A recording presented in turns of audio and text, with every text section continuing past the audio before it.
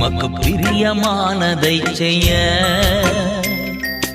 எனக்கு கற்றுத்தாரும் தெய்வமே. உமக்கு பிரியமானதை செய்ய எனக்கு கற்றுத்தாரும் தெய்வமே. நீரே என் தேவன்,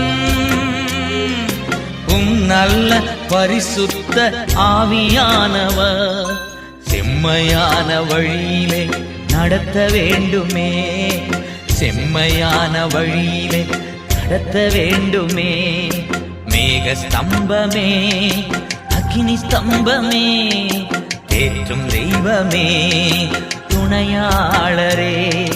மேக ஸ்தம்பமே,